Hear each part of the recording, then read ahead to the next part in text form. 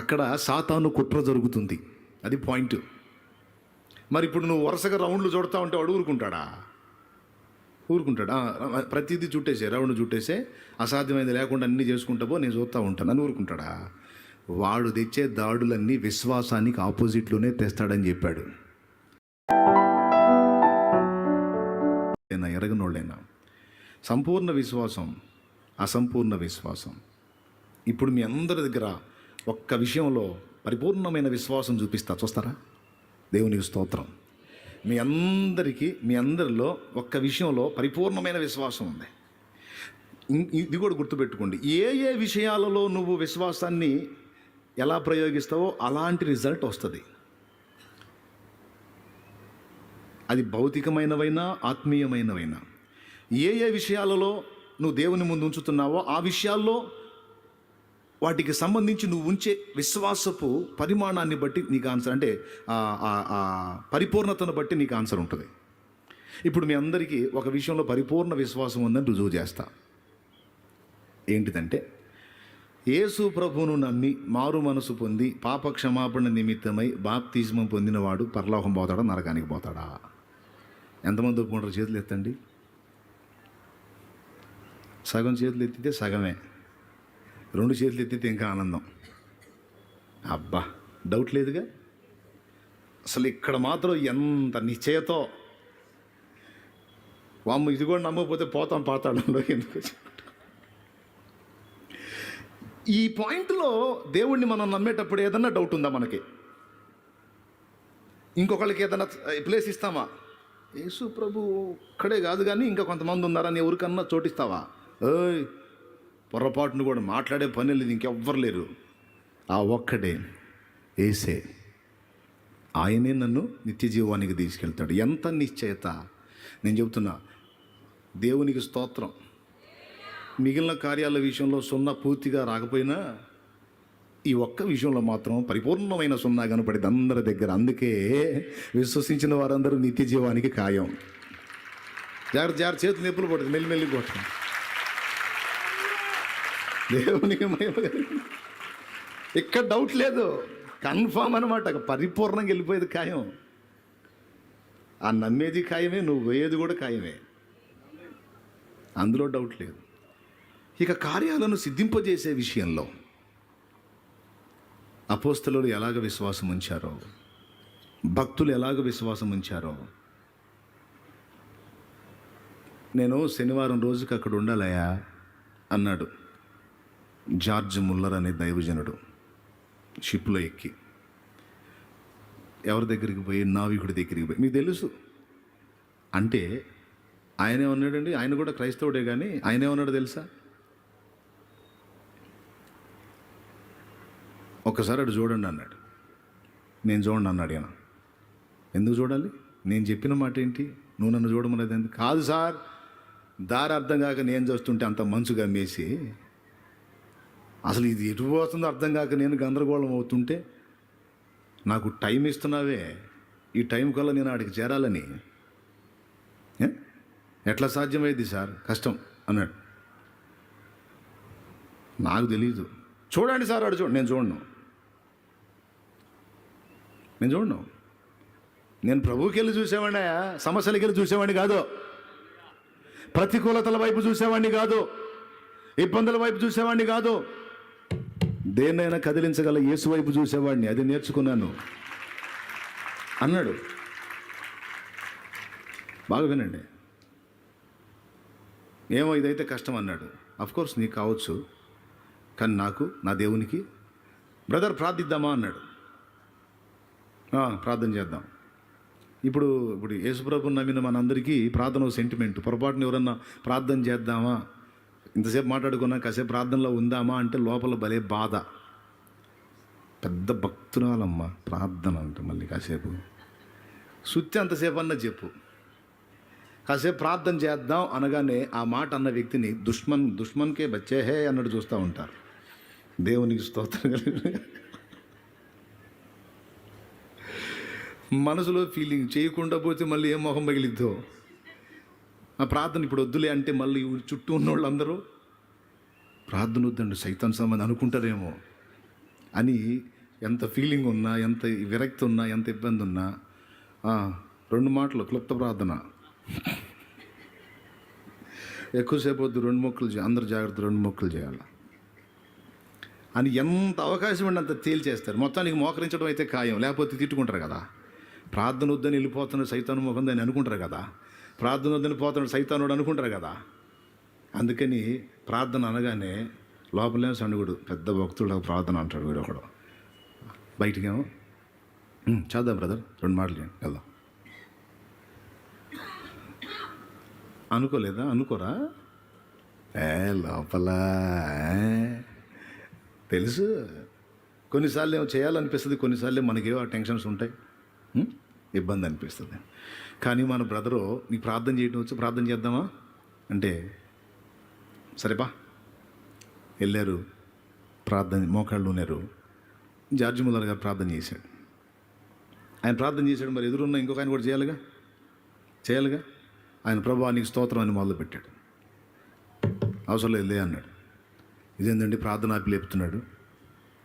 అవసరం లేదు వెళ్ళే ఏంటన్నాడు. నా ప్రార్థన ఆయన విన్నాడని నాకు తెలుసు, పోయి చూడుపో అన్నాడు.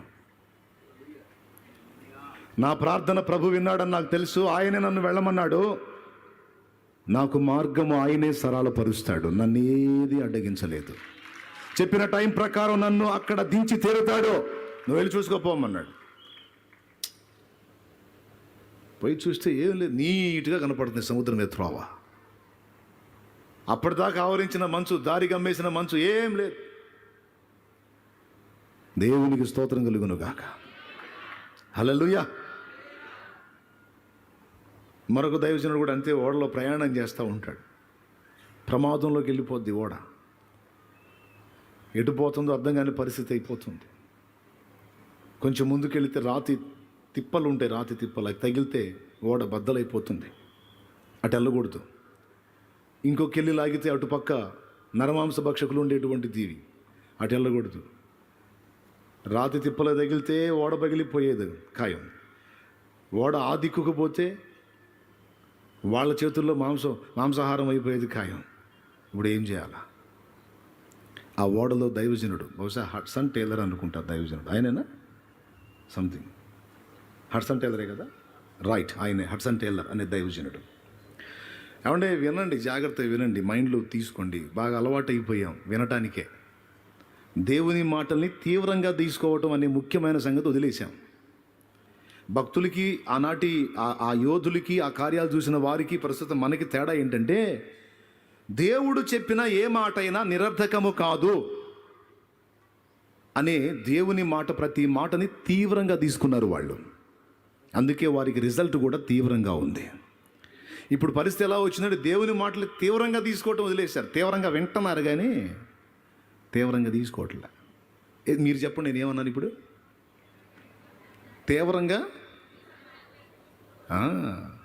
తీవ్రంగా రోజుకు 3-4 ప్రసంగాలు వింటున్నారు కానీ అందులో విషయాలన్నీ తీవ్రంగా తీసుకోవట్లా. వారు వినుటకు మట్టుకు విందురు కానీ గ్రహింపకుందురు అన్నాడు. దేవుడు నీకు అందించినటువంటి మాటలు రోజు పొద్దున్న నుంచి సాయంత్రం దాకా ప్రసంగం వినక్కర్లా. ఒకవేళ నీకు అంత ఓపిక ఉంటే విని ఇబ్బంది లేదు. కానీ దేవుడు నీకు మొదట పలికినటువంటి కొన్ని సంగతుల విషయంలో నువ్వు తీవ్రంగా తీసుకోవటం నేర్చుకుంటే, తర్వాత ఇంకా ఏవేవి తీసుకోవాలో ఒకటొకటి మొత్తం నీకు ఓపెన్ చేస్తాడు దేవుడు. కానీ ఈరోజు విస్తారంగా ఉపదేశం అందుతుంది కానీ ఆ మాటల్ని తీవ్రంగా తీసుకొని, నేను ఎందుకు ఈ పాయింట్ మిస్ అయ్యాను, నేను ఎందుకు దీన్ని ఆచరణలో పెట్టట్లేదు అనే విషయాన్ని వదిలేశాను. దాన్ని కానీ కలిగి ఉండగలిగితే, దాన్ని వివేచించగలిగితే, ఆ పాయింట్ను పట్టుకోగలిగితే నీకు అసాధ్యమైనది ఉండదు. హడ్సన్ టేలర్ గారు ఏమన్నారు తెలుసా? ఇప్పుడు హడ్సన్ టేలర్ గారు అందులో ఉన్నాడు, ఆ దైవజనుడు అందులో ఉన్నాడు. ఈ ఉన్నోళ్ళందరికీ చావు ఖాయం అనిపించింది. సో ఆయన ఏమన్నా సలహా చెప్తాడేమో, ఆయన ఏమన్నా చేస్తాడేమో, దైవభక్తుడు కదా. ఇప్పుడు ప్రమాదంలో బాగా తారస్థాయికి పోయినప్పుడు ఇక దేవుడే కదా దిక్కు. డాక్టర్ రిపోర్ట్ ఇచ్చి 2 పోయినాయి ఇక బోటమే అన్నప్పుడు, లేకపోతే గుండె పూర్తిగా ఖరాబ్ అయిపోయింది ఇక బోటమే, లేదా లివర్ మొత్తం పూర్తి ఖరాబ్ అయిపోయింది ఇక బోటమే అన్న బాగా డేంజర్ రిపోర్ట్ ఇచ్చినప్పుడు అప్పుడు కదా దేవుడు కనపడేది. అప్పుడు దాకా డాక్టరే దేవుడు, నువ్వే దేవుడు. నేను చేయగలిగింది ఏముందమ్మా, మొత్తం ఖరాబ్ అయిపోయింది, ఇక నేను చేయగలిగింది ఏం లేదన్నప్పుడు ఏడున్నాడు దేవులాడంటారు ఆ సేవకుడు. క్లైమాక్స్లో చాలామంది కోరిక అంటే తెలుస్తుందని తీసుకెళ్ళి ఆ శాలే మన దగ్గర పడేయండి. నేను వాళ్ళ నమ్మకం ఏంటో తెలుసా, అన్న ప్రార్థన చేస్తే దేవుడు కార్యం చేస్తాడేమో అని. అంటే క్లైమాక్స్లో ఇక దేవుడే దిక్కు, వాళ్ళలో కూడా వీళ్ళకి దేవుడే దిక్కు. ఇక క్లైమాక్స్లో ఏమన్నారు తెలుసా, మీరేమైనా చేయగలరా, మీరేమైనా చెప్పగలరా, దేవుని భక్తులు కదా, మీరేమైనా చేయగలరా, మీరేమైనా చెప్పగలరా? తెరచాపలన్నీ కట్టేసి ఉన్నాయి. ఆయన ఇప్పుడు నీకు ఏం కావాలి, ఏం జరగాలి అని. గాలి బ్రేక్ అయిపోయింది, సముద్రం మీద గాలి తోలట్లేదు, ఈ ఓడ ఎటు పోతుందో అర్థం కాని పరిస్థితుల్లోకి వెళ్ళిపోతుంది. ఇది వెళ్ళే తీరులో కానీ మనం గమనించినట్లయితే డేంజర్ జోన్ ఉంది. కాబట్టి ఇప్పుడు ఇది దిశ మారాలి, ఇది వెళ్ళే త్రోవ మారిపోవాలి. అది మారాలంటే గాలి కావాలన్నాడు. వెంటనే హడ్సన్ టేలర్ గారు అన్నారు, ఓకే గాలి కావాలి, గాలి దేవుడు పంపిస్తాడు, ఆ తెరచాపలు విప్పండి అన్నాడు. గాలి తోలేటప్పుడు తెరచాపలు విప్పితే అర్థం ఉంది, కానీ అసలు గాలి అనేదే మొదలు కాకుండా తెరచాపలు విప్పుతూ ఉంటే కామెడీ కదా. వాళ్ళందరూ ఒకరు చూసుకొని అంత భయంలో కూడా నవ్వుకున్నారు. గాలి లేని తెరచాపలు ఎలా? తెరచాపలు అంటే తెలుసా? ఎండి చేపలు అనుకుంటున్నారా? దేవునికి స్తోత్రం. తెరచాప అంటే పడవ మీద ఒక క్లాత్ ఉంటుంది కదండి, గాలిని బట్టి ప్రయాణం చేయటానికి ఆ తెరచాపల్ని వాడేవాళ్ళు. తెరచాప కాదు, తెరచాప. Okay right. తెరచాప వంటి జీవితం లోక ప్రేమ సుడుల మధ్యలో నలు దిశలా కృంగుతున్న వేళ, తెరచాప వంటి జీవితం లోక ప్రేమ సుడుల మధ్యలో నలు దిశలా కృంగుతున్న వేళ, నిజమైన నీ ప్రేమతో నన్ను నీదరికి చేర్చినావే, నిజమైన నీ ప్రేమతో నన్ను నీదరికి చేర్చినావే. ఏనాటిదో ఈ బంధం, నా యేసుతో అనుబంధం, ఆశ్చర్యమేనా జీవితం, ఊహించలేదు ఎన్నడూ. దేవునికి మహిమ. ఆ పాటలో ఉంటుంది తెరచాపలు విప్పితే నేను ప్రార్థన చేస్తా అన్నాడు. సార్ గాలి రాకుండా ఎందుకు సార్ అవి విప్పటం? అది చాకిరి అనమాట, పెద్ద తెరచాపలు ఆయన విప్పాలి, చాకిరి చేయాలా. మళ్ళీ గాలి తోలేదనుకో హాస్యం, ఆయన ఎవరో చెప్పాడు, మీరందరూ ఏదో చాకిరి పెట్టారు, చుట్టండి సనుక్కుంటా చూడతారు. మళ్ళా అదిగో ఫోటో వేసాడు చూడండి. ఆయన ఒకటే చెప్పాడు, నేను చెప్తాను, ప్రార్థన చేస్తా, తెరచాపలు విప్పండి అన్నాడు. సరే వాళ్ళు ఇబ్బంది పడకుండా విప్పారు. ఈయన మోకాళ్ళ మీదకి వెళ్ళాడు. కాసేపటికి వాళ్ళందరూ పరిగెత్తుకుంటూ వచ్చారు. ఏమనో తెలుసా, హడ్సన్ టేలర్ గారు ఇక చాలు ఆపండి అని, మనకు కావాల్సినంత గాలి తోలింది, ఓడ ఒక దరికి చేరింది, ఇక చాలు ఆపండి, ఇక చాలు, ఇంకా తోలిందండి, ఇంకో డేంజర్లోకి వెళ్ళింది, ఇక చాలు. అప్పుడు మోకాళ్ళ మీద నుంచి లేచాడు. హడ్సన్ టేలర్ దేవుడే కదా మన దేవుడు, జార్జ్ ముల్లర్ దేవుడే కదా మన దేవుడు. ప్రకృతిని అంత అద్భుతంగా శాసించాడండి. సముద్రం మీద ఉన్న మంచును అడ్రస్ లేకుండా చేశాడు. ఒక భక్తుడు ప్రార్థిస్తే, మరొక భక్తుడు ప్రార్థిస్తే మోకాళ్ళ మీదకి వెళ్ళిపోతే గాలిని తోలేట, అప్పటిదాకా రెల్లు కూడా కదలనంత స్తబ్దమైపోయినటువంటి వాయువుని ప్రచండ వాయువు వీచేటట్టు చేశాడు. ఆయనేనా మన దేవుడు? మరి మన విషయంలో ఎందుకండి కార్యాలు? ఒకటేనండి, వారికి మనకి. అపోస్తలుల కార్యాల్లో వారికి మనకు ముందు తరాల్లో ఉన్న భక్తులకి మనకి ఉన్న వ్యత్యాసం రౌండ్ కంప్లీట్గా అట్లా. అది ఎన్నో విషయాలు దేవుని ముందు పెడుతున్నాం, కానీ పెట్టిన ప్రతి విషయంలో రౌండ్ కంప్లీట్ చేయటల్లా. అక్కడ సాతాను కుట్ర జరుగుతుంది. అది పాయింట్. మరి ఇప్పుడు నువ్వు వరుసగా రౌండ్లు చూడతా ఉంటే వాడు ఊరుకుంటాడా? ఊరుకుంటాడు. ప్రతిదీ చుట్టేసే, రౌండ్ చుట్టేసే, అసాధ్యమైనది లేకుండా అన్నీ చేసుకుంటా పో, నేను చూస్తూ ఉంటాను అని ఊరుకుంటాడా? వాడు తెచ్చే దాడులన్నీ విశ్వాసానికి ఆపోజిట్లోనే తెస్తాడని చెప్పాడు. ఆ విశ్వాసాన్ని పరిపూర్ణంగా రౌండ్ చుట్టకుండా అడ్డగించి కట్టింగులు పెట్టడానికి వాడు నిరంతరం కృషి చేస్తాడు. అందుకే అపవాది వేసే అగ్ని బాణాలకి విశ్వాసమును డాల్ను అడ్డం పెట్టమన్నాడు. విశ్వాసాన్ని డాల్తో పోలిస్తే డాల్కి ఆపోజిట్లో వచ్చే బాణాలు ఏంటి? అవిశ్వాసం, సందేహం. విశ్వాసం ఇంటూ మీకు దండం పెడుతుందో తెరిచి చెప్పండి, నీరసం అవుతున్నా?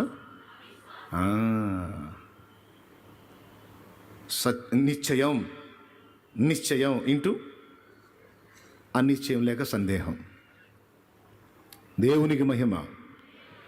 విశ్వాసం అనే దానికి ఆపోజిట్లో వాడు వేస్తున్న బాణాలు ఏంటో తెలుసా? అయ్యే అపవాది వేయుచున్న అగ్ని బాణములను ఖడ్గములే అడ్డుకొని ఆర్పివేయుచున్నది అని. బాణాలను అడ్డుకునేది ఖడ్గం కాదు, డాలు. దేవునికి స్తోత్రం, హల్లెలూయా. అపవాది వేయుచున్న అగ్ని బాణములను, అపవాది వేయుచున్న అగ్ని బాణములను ఖడ్గము అని పాడుతున్నాం కదా. కొద్దిగా ఆలోచించండి. బాణాలు వేస్తూ ఉంటే ఖడ్గం తాపగలమా? మరి ఎట్లా రాశారో ఏమో ఆ పాట. అట్టెందుకు రాశారని మళ్ళీ ఆయన కొడతాడు, ఎందుకు వచ్చిన గొడవ.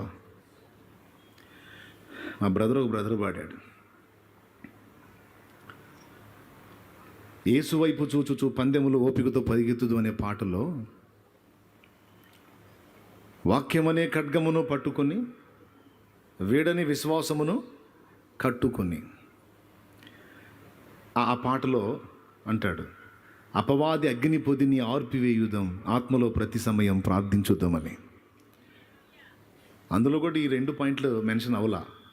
కానీ ఎఫెసీ పత్రిక 6లో దేవుడు చూపించాడు, విశ్వాసమును డాలు నువ్వు పట్టుకో, అపవాది వేసి అగ్ని బాణాలని ఆర్పుటకు. చూడు ఆ వచనం చదువు, 6వ అధ్యాయము 15వ వచనం. ఇంకొంచెం మనసులో చదువుకోమ్మా, దగ్గరకు తీసుకొని మైకు చదువు తల్లి. 6వ అధ్యాయం 14వ వచనం. 6:14 గంట ఎఫెసీ పత్రిక. లైవ్లో ఉన్నోడు కూడా బాగా వింటారుగా, వినండి. ఎలాగనగా మీ నడుమునకు సత్యమును దట్టి కట్టుకొని నీతి అను మైమరుపు తొడుగుకొని మీ పాదములకు సమాధాన సువార్త వలనైన సిద్ధ మనస్సును జోడు తొడుగుకొని నిలవబడుడి. ఇవన్నీ కాక విశ్వాసమును డాలు పట్టుకొనుడి, దానితో మీరు దుష్టుని అగ్ని బాణములన్నిటిని ఆర్పుటకు శక్తిమంతులగుదురు. అది అది అది అది విషయం. విశ్వాసం ఇంటూ రైట్. విశ్వాసానికి ఆపోజిట్లో వచ్చే అన్నీ ఏంటి చెప్పండి, నోరు తెరిచి చెప్పండి. విశ్వాసం అనే డాలుకి ఎదురుగా వచ్చి ఆపోజిట్లో వచ్చాయని ఏంటి? అదే వాడి ఆయుధం. సందేహం, అనుమానం, రోగం. దేవా స్వస్థపరచని నిరంతరం ప్రార్థన చేస్తావు, కానీ లోపల ఒకటి నాటేస్తాడు వాడు. ఎంతోమంది తెచ్చారు, నువ్వు బతుకుతా ఏంది నువ్వు అన్నీ ఏదో నీ భ్రమ కాకపోతే వచ్చిందే మామూలు రోగమా? కొంతమంది నా చేత ప్రార్థన చేయించుకుంటే నాకే చూస్తుంటారు, ఇది మామూలు కాదన్నా, చాలా పెద్దది. ఇక నాకు కన్ఫామ్, నాకున్న విశ్వాసం కూడా చెడగొట్టింది ఆ ముక్కతో.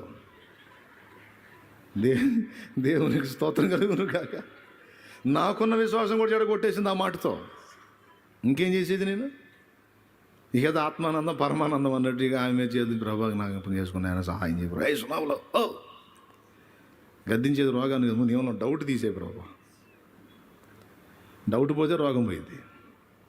ఏ విషయమైనా ఇక ఇదే వర్తిస్తుంది. ఇంకొక విషయం కూడా ఇందు మూలంగా మీకు చెప్పాలండి. అపవాది చేస్తున్న భయంకర మోసం ఏంటంటే, దేవుని శక్తిని, దేవుని కార్యాలని, దేవుని బలముని, దేవుని జ్ఞానముని, దేవుని ప్రేమని సందేహించేటట్టు నీ విషయంలో వాడు నీకు ప్రేరణ కలిగించి, వాడు చేసేటువంటి కీడుల విషయంలో బాగా నమ్మేటట్టు చేస్తున్నాడు సైతానుగాడు. దేవుడైనా సైతానైనా మన మీద పని చేయాలంటే మన దగ్గర విశ్వాసం అనేది ఒకటి కావాలి. దేవుని శక్తి మనలో పనిచేయాలన్నా విశ్వాసమే ఆధారం. అందరూ చెప్పండి. ఇంత నీరసంగానా? అబ్బా, ఎంత బాగా చెప్పారు. సైతాను శక్తి మన మీద పనిచేయాలన్నా కూడా విశ్వాసమే వాడికి కూడా ఆధారం.